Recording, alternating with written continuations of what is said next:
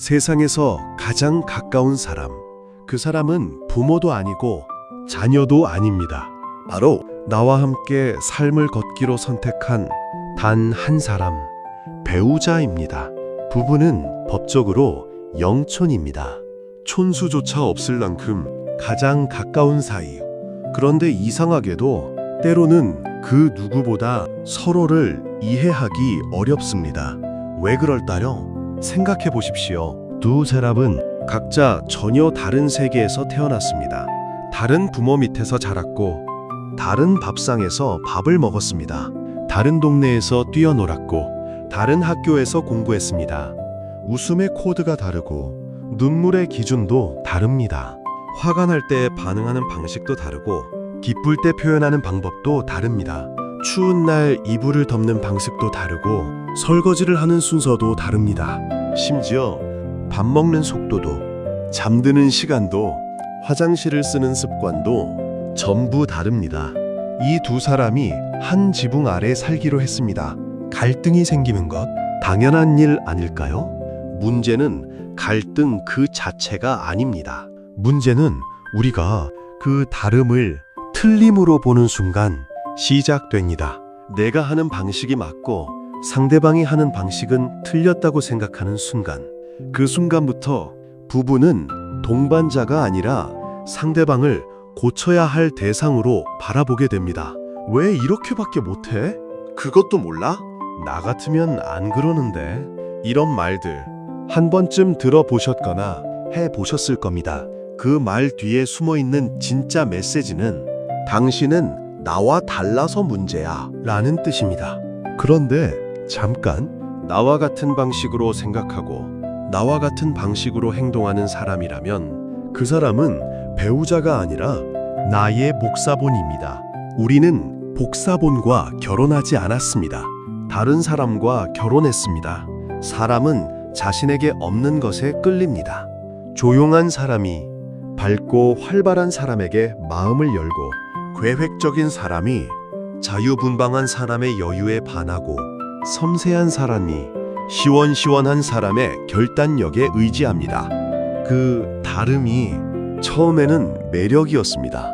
그런데 결혼 후에는 그 똑같은 다름이 갈등의 씨앗이 됩니다. 왜냐하면 매력으로 바라볼 때는 여유가 있었기 때문입니다. 함께 살기 시작하면 그 여유가 사라집니다. 밥을 차리고 청소를 하고 돈을 벌고 아이를 키우고 시부모, 처가 문제까지. 삶은 낭만이 아닙니다. 삶은 현실입니다. 그 현실 속에서 다시 한번 기억해야 합니다. 저 사람의 다름은 나에게 없는 것을 채워주는 선물이라는 것을. 그렇다면 어떻게 해야 할까요? 첫 번째, 판단하기 전에 물어보십시오. 왜 그렇게 했어? 이 질문 하나가 수많은 오해를 녹입니다. 사람은 이유 없이 행동하지 않습니다. 상대방의 행동에는 내가 모르는 배경이 있고 내가 이해하지 못한 마음이 있습니다.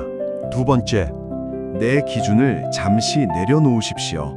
내가 옳다고 해서 상대방이 반드시 틀린 것은 아닙니다. 세상에는 다양한 방식이 있고 그 방식들 사이에서 우리는 우리만의 방식을 함께 만들어가는 중입니다. 세 번째, 말하지 않으면 모릅니다. 부부는 오래 살수록 말하지 않아도 알겠지 라는 착각에 빠지기 쉽습니다. 하지만 텔레파시는 없습니다. 나는 이럴 때 힘들어. 나는 이런 게 필요해. 나는 오늘 네가 해줬으면 해. 표현해야 합니다. 솔직하게, 부드럽게. 부부 갈등의 많은 부분은 나는 이렇게 생각하는데 에서 시작됩니다. 나는 지쳤어. 나는 억울해. 나만 희생하는 것 같아. 이 감정들 전혀 잘못된 것이 아닙니다. 느끼는 것은 자연스럽습니다. 그런데 그 감정을 표현하는 방식이 나를 중심에 두는 순간 대화는 공격과 방어로 변합니다. 나는 네가 이해가 안 돼. 내가 다 해놔도 티도 안 내. 나는 항상 손해야. 이런 말들은 상대방을 움츠러들게 만듭니다. 대신 이렇게 시도해 보십시오. 우리 요즘 대화가 좀 줄어든 것 같지 않아? 우리 이 부분은 어떻게 함께 해결해 볼까? 우리 오늘 잠깐이라도 이야기 나눌 수 있을까? 나를 우리로 바꾸는 것. 작은 변화지만 대화의 온도가 달라집니다. 같은 편이 되는 것입니다. 한 가지 꼭 기억해야 할 것이 있습니다. 사람은 쉽게 변하지 않습니다.